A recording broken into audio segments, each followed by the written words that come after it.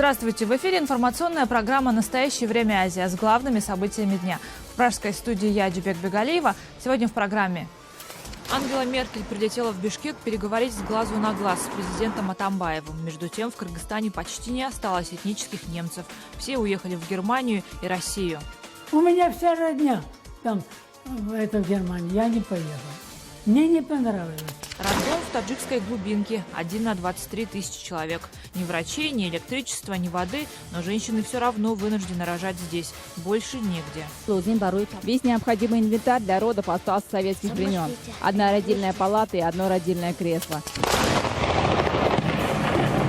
Алеппо превращается в сирийский Сталинград. Ожесточенные бои идут за каждый дом, за каждый этаж. Российские самолеты нанесли удар по лагерю беженцев. В чем виноват этот ребенок? Российские самолеты, убийцы. Боже, помоги нам! Джордж Буш-младший станцевал на панихиде по убитым полицейским в Далласе. Унять его не могли ни жена Лора Буш, ни Мишель Обама. Причина радости бывшего президента США неизвестна. Учат в монгольских школах. Девочки-змеи побеждают гравитацию. Традиция восходит к временам Чингисхана. Народная мечта монголов – представить нашу национальную культуру всему миру. Впервые с визитом в Кыргызстан прилетела канцлер Германии Ангела Меркель. Приглашение посетить республику Меркель получила от президента Атамбаева еще год назад. Накануне ее приезда и в Германии, и в Кыргызстане звучали разные предположения о том, что будут обсуждать на своих переговорах лидеры. Тем более, что изначально было заявлено, что никаких документов подписано не будет. У нас на связи наш корреспондент Шавкат Тургаев. Шавкат, здравствуйте. Так зачем прилетела в Бишкек Меркель? Здравствуйте, Джибек. Переговоры между президентом Кыргызстана Алмазбеком Атамбаевым и канцлером Германии Ангелой Меркель состоялись сегодня в государственной резиденции Ала-Арча. Ангела Меркель прилетела, когда в Бишкеке уже была практически полночь. Вчера никаких переговоров между двумя лидерами не было. Все основные мероприятия состоялись сегодня. Стоит отметить, что Бишкек провел большую подготовительную работу к приезду канцлера Германии. Во многих местах города были даже развешаны вот такие баннеры со словами «Добро пожаловать в Кыргызстан, госпожа Меркель». За всю историю независимого Кыргызстана политики такого ранга Кыргызстан не посещали. А вот президент Алмазбек Атамбаев Федеративную Республику Германии посещал дважды в 2012 и 2014 годах. Тогда он уже проводил переговоры с Ангелой Меркель. Как и было заявлено до этого, никаких двусторонних документов лидеры стран не подписали. Они обсудили политическое, экономическое сотрудничество между Кыргызстаном и Германией. И кроме этого, до этого ходило очень много слухов о том, что Ангела Меркель и президент Атамбаев будут обсуждать создание в Кыргызстане так называемого фильтрационного лагеря для беженцев из Сирии. Но эти разговоры дальше слухов не ушли, и лидеры стран этот вопрос не поднимали. Также лидеры двух стран обсуждали развитие демократических процессов в Кыргызстане. Ангела Меркель дала этому высокую оценку. Основные мероприятия на сегодня уже завершены. Ангела Меркель покинет Кыргызстан уже сегодня вечером. Джибек. Спасибо, Шавкат. Тем временем этнических немцев, живущих в Кыргызстане еще с 19 века, становится все меньше. Они продолжают эмигрировать в Германию или в Россию. Однако есть и такие, кто считает Кыргызстан своей родиной. В одной из таких немецких деревень накануне визита Ангелы Меркель побывал мой коллега Адилет Бектурсунов.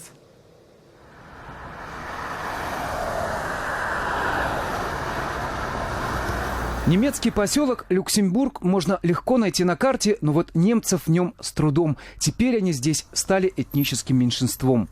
Пойдемте. Старожил Феликс Фридрихович – свидетель того, как в последние 2 десятилетия в его селе становилось все меньше и меньше немецких соседей. Сейчас их можно пересчитать на пальцах одной руки. Все немцы жили здесь. Да. Эти дома все немцы строили. Его дом, его замок и святилище. Бывшая лютеранская церковь в советское время была превращена в жилой дом. Новый храм здесь так и не построили. Лютеранская церковь у нас есть далеко сильно от нас. Вот. И мы не стали. Там уже и народа пошли. Все немцы страны уехали в Германию, а здесь уже осталось такие все. Я не стал ходить. Прошло почти полвека, как судьба его забросила сюда. После начала Второй мировой депортация с родного Крыма в Сибирь, потом этапом по трудовым лагерям. В Кыргызстан он прибыл по своей воле. Понравилась природа. Я почему туда и не поехал? потому что я их язык не знаю. Вот, так. И во-вторых, она русская, дети все на русском языке разговаривают. Я не поехал туда. Вот. У меня вся родня там, в Германии, я не поехал. Мне не понравилось там. Добрый день. Добрый день. Среди оставшихся есть и Анатолий Кеник, глава немецкой диаспоры района, пытается поддерживать культурные связи со страной своего происхождения. Говорит, главная беда русских немцев – незнание родного языка. Когда-то он сам пытался мигрировать в Германию, но провалил экзамены. Кто-то там написал, что я не соблюдаю ни традиции, ни обычаи немецкого народа. Вот. Но вы сейчас не теряете надежду ехать? Нет, я сейчас не хочу ехать никуда. Мы с женой прожили всю жизнь здесь, поэтому... Вот. Массовый отток населения пришелся на 90-е. После развала Союза Германия принялась возвращать этнических немцев. За четверть века число покинувших Кыргызстан перевалило за 100 000. А Люксембург в основном состоял из жителей депортированных немцев, которые были депортированы с Республики Поволжья, с Казахстана, с Республик Кавказа, с Крыма. Вот эти были немцы, которые во время войны поселились здесь. Во время войны, послевоенное время. В основном эти немцы. Поэтому они и все выехали, кто на свою этническую родину, а кто и в Германию. По последним данным переписи населения, этнических немцев осталось в Кыргызстане не больше 10 000.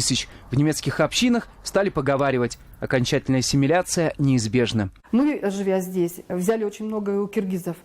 Те, которые проживают в Узбекистане, у узбеков. Понимаете как? И это вот вносит свои отпечатки. Плюс ассимиляция, да.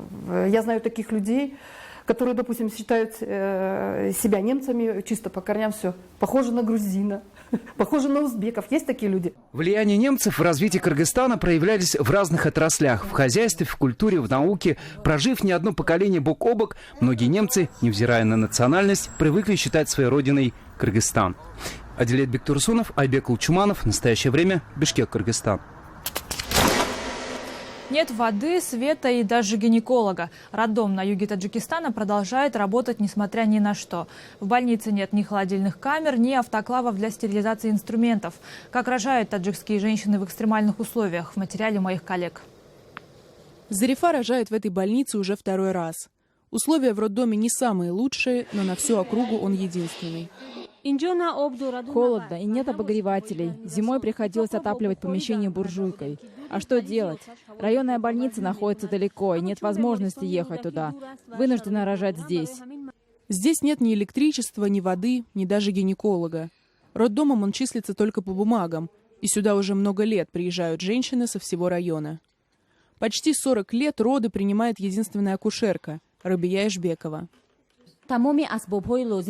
Весь необходимый инвентарь для родов остался с советских времен. Одна родильная палата и одно родильное кресло. Вот все, что у нас есть. Бывают ситуации, когда не знаешь, куда укладывать роженец. Необходимо несколько коек. Нет холодильной камеры для хранения лекарств. Нет автоклава для стерилизации инструментов. Самодельный рукомойник и вода в канистрах. Здесь перед принятием родов моет руки акушерка. Воду в канистрах носят сотрудники больницы, а иногда даже сами женщины. Воды в здании нет с тех пор, как прогнили все трубы. Прохудилась и крыша. Из отверстий в ней палаты постоянно заливает дождевой водой. Всего этого сотрудники роддома, кажется, уже не замечают. Говорят, возможно, потому, что в регионе таких больниц еще много. Дарья Кудрявцева, «Настоящее время». В Казахстане неожиданно выпустили журналистку Гузяль Байдалинову. Владелицу оппозиционного сайта накануне обвиняли в публикации якобы заказных статей о Казкоммерцбанке. За Байдалинову вступались даже депутаты Европарламента. Вместе с журналисткой в СИЗО содержался также алматинский бизнесмен Таир Калдыбаев. Его суд признал заказчиком компрометирующих статей о Казкоммерцбанке. Но в день заседания апелляционного суда его обнаружили повешенным в камере. Свобода слова в стране все-таки есть, и за нее можно даже сесть в тюрьму, но она есть и она будет. В любом случае, как бы мы из тех, кто за нее страдаем. Так что читайте нас, ну как читайте, теперь я даже не знаю, читайте ли нас. Я полгода оторвана от мира. 1,5 года тюрьмы, к которым ее приговорили ранее, суд постановил считать условными. В заключении Гузяль Байдалинова находилась полгода. За это время, как рассказала журналистка Азат Тыку, она успела о многом подумать и не жалеет о том, что работала в независимой прессе. Далее в программе. Алеппо превращается в сирийский Сталинград. Ожесточенные бои идут за каждый дом, за каждый этаж. Российские самолеты нанесли удар по лагерю беженцев. В чем виноват этот ребенок? Российские самолеты, убийцы. Боже, помоги нам! Джордж Буш-младший станцевал на панихиде по убитым полицейским в Далласе. Унять его не могли ни жена Лора Буш, ни Мишель Обама. Причина радости бывшего президента США неизвестна. Его учат в монгольских школах. Девочки-змеи побеждают гравитацию. Традиция восходит к временам Чингисхана.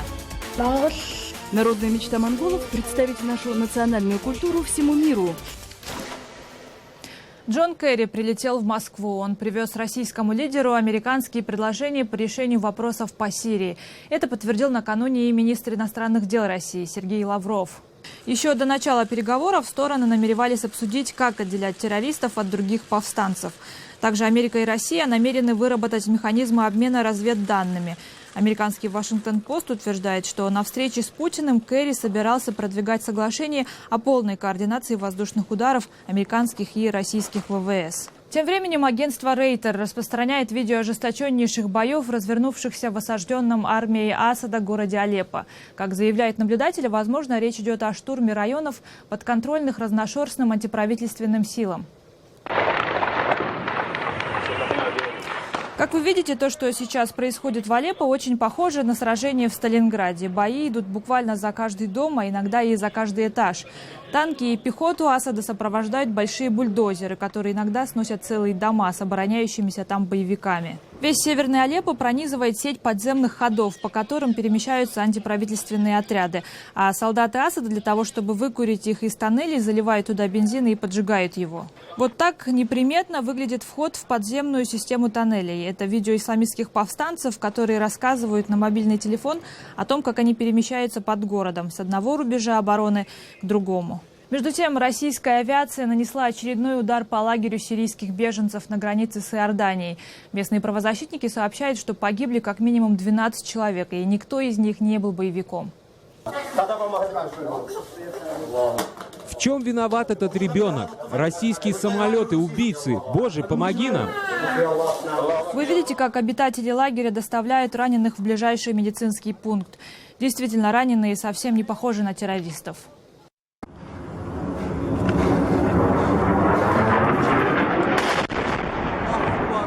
Настоящую воздушную охоту за боевиками ИГИЛ открыла и американская авиация. Вы видите кадры, которые выкладывает в интернет Пентагон. На них самолет наносит ракетный удар по легковому автомобилю, который предположительно принадлежит террористам. Власти Турции неожиданно заявили, что хотели бы нормализовать отношения с Сирией. Все последние 5 лет турецкое правительство крайне негативно относилось к президенту Сирии Башару Асаду и даже неофициально поддерживало его противников, в том числе оружием, а иногда и огнем. Мы нормализовали отношения с Россией и Израилем. Я уверен, что мы нормализуем отношения с Сирией также. Для борьбы с терроризмом, чтобы добиться успеха, в Сирию и Ирак должна вернуться стабильность. Они должны иметь сильное, легитимное руководство, которое будет представлять народы этих стран. Неожиданно странно повел себя во время панихиды по погибшим в Далласе полицейским бывший президент Соединенных Штатов Джордж Буш-младший.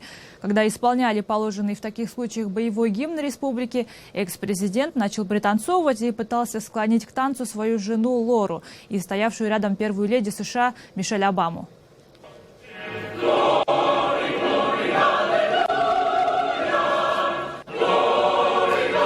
Которые тут же попали в YouTube и набрали миллионы просмотров, заметно, что сначала Лора Буш, а потом и Мишель Обама пытаются уговорить бывшего американского лидера не танцевать и перестать улыбаться. Но Джордж Буш-младший их явно не слушает и продолжает свой танец с улыбкой на лице.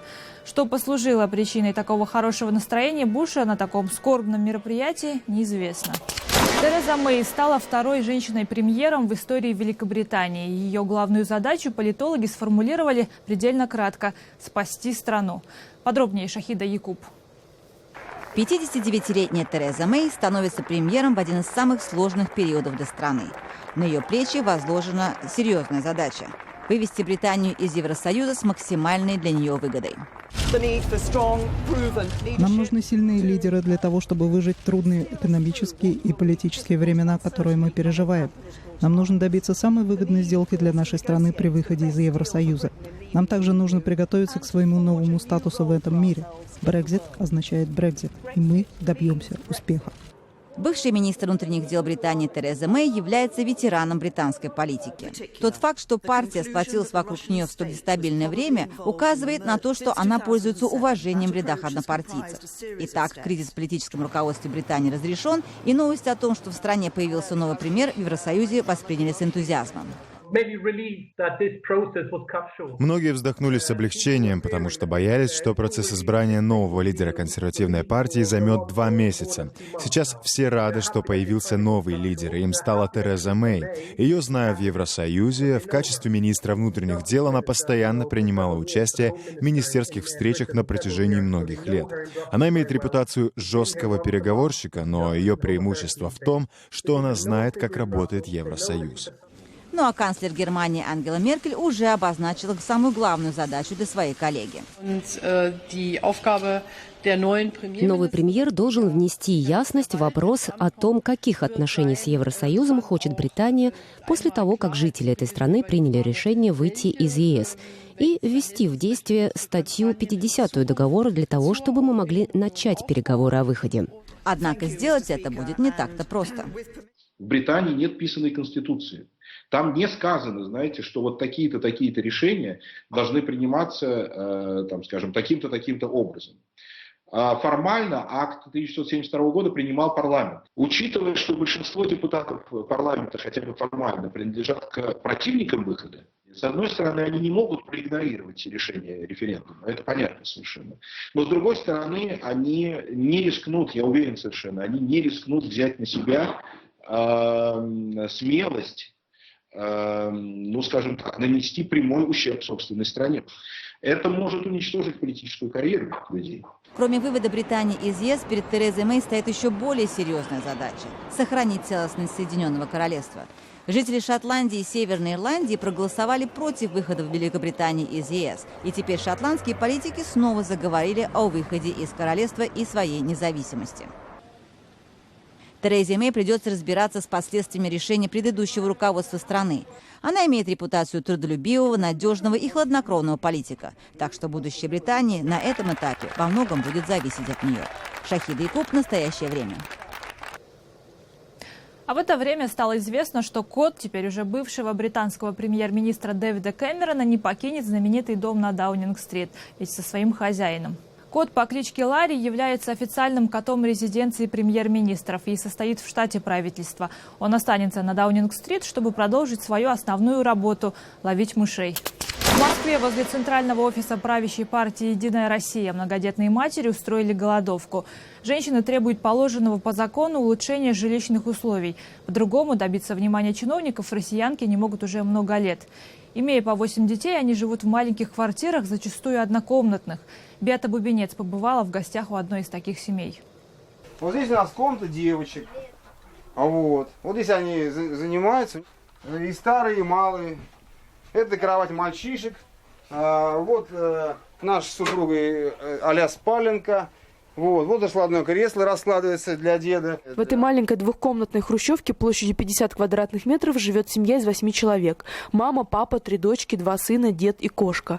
Еще в 2013 году семья Дроздовых подала заявление на получение субсидий для улучшения жилищных условий. Однако в 2014 году, после слияния 3 департаментов в единый департамент городского имущества, очередь начала с огромной скоростью скатываться назад. И семья Дроздовых за 2 года скатилась с 1300 на 7810 место в очереди. В свое время наше правительство: давайте рожайте, поможем. Ну, мы думаем, да, наверное, помогут все-таки. Если детки такие хорошие получаются, почему бы и нет? Дети всегда в радость. На самом деле ничего не делается. Это же обман. Либо все-таки выделяются Но выделяются средства, а куда они деваются? Значит, опять же, на наш счет кто-то, скорее всего, значит, занимается какими-то махинациями. Устав от ожиданий и бездействия чиновников, Лариса Дроздова и матери еще 10 многодетных семей вышли с пикетом к офису «Единой России». Мы объявили голодовку с 1 июля. Круглосуточно находимся здесь, у здания «Единой России». Из-за того, что полиция грубо нас задерживает, вот, когда мы находимся прямо у входа, мы перебазировались вот напротив в сквер. Под небольшим шатром из пленки от дождя женщины живут уже 2-ю неделю. Местные жители им сочувствуют и поддерживают. Приносят теплые вещи, воду, пускают к себе помыться. Несколько раз к голодающим матерям приезжала скорая помощь. Однако женщины не намерены сдаваться и готовы сидеть здесь до тех пор, пока на них не обратят внимание власти. Ощущение, что мы не нужны нашей стране. Ни наши семьи, ни наши дети, ни многодетные матери не нужны в этой стране. Почему-то по телевизору господин Ефимов, это директор департамента городского имущества, он говорит так красиво, что и всем квартиры дают, и субсидии дают. Но почему-то вот в 2015 году субсидии были освоены только 1%. Понимаете, 99% вернулись опять в бюджет. Хотя бы пришли бы, посмотрели бы, живые мы здесь, принесли бы хотя бы воды бы нам, узнали бы, как мы себя чувствуем. За все время голодовки с многодетными матерями не встретился никто ни из департамента городского имущества, ни из партии «Единая Россия». Запрос нашего телеканала на получение комментария от директора департамента городского имущества Владимира Ефимова также был проигнорирован. Беата Бабинец, Москва, для телеканала «Настоящее время». В Монголии отмечают праздник с тысячелетней историей Наадам. Это день соревнований в национальных видах спорта. Открыл его лично президент Зихагин Элбекдорж, который исполнил древний танец степного орла, чем потряс всех собравшихся на трибунах зрителей и иностранных гостей. Ко дню праздника журналисты Рейтер подготовили репортаж еще об одном древнем монгольском искусстве – танцах девочек-змей. Эти девочки, кажется, не подвластны законам гравитации и сделаны из пластилина. В полуподвальном помещении в центре Улан-Батора они отжимаются на руках, не касаясь ногами земли, скручиваются в кольцо и удерживают вес тела одними зубами. Этим и другим поразительным трюкам их обучают в школе конторсии – искусство изгибания тела в необычные формы. Практиковать его начинают с 5-6 лет. Более ранние занятия считаются опасными, так как могут вызвать деформацию костей. 9-летняя Суфтердин тренируется уже 3 года. Сначала я плакала, когда преподаватель заставляла меня делать упражнения на растяжку. Тогда мне очень не нравилось и хотелось все бросить. Суфдердин и еще около дюжины ее сверстниц тренирует 22-летняя Урангу. Искусство гибкости и баланса передавалось ее семье из поколения в поколение. Девушка и сама мечтала стать гимнасткой мирового уровня, но 10 лет назад получила травму и, потеряв возможность выступать, начала обучать других. Когда поднимаешь одну ногу, тело становится тяжелее, и ты очень медленно поднимаешь вторую. Нужно согнуть колени, но не сгибать локти. Поднять грудь и держать колени и ступни вот в такой позиции. Также надо зафиксировать голову подбородком вверх в правильном положении. В Монголии конторсия считается частью национальной культуры. По преданию, она берет начало с 13 века, когда гимнасты развлекали публику при дворе Чингисхана. Сегодня юные змейки грезят о международной карьере. Народная мечта монголов – представить нашу национальную культуру всему миру. Поэтому я хочу быть лучшим конторсионистом в мире. Монгольские конторсионисты весьма известны, и часто из них отбирают артистов в цирк дю Солей и другие знаменитые труппы. Однако путь к вершине непрост, и впереди у этих девочек-змеек еще много лет упорных тренировок. Это были все новости, о которых мы хотели вам рассказать. Читайте нас в социальных сетях и на сайте currenttime.tv. Мы встретимся с вами завтра в это же время. Всего доброго.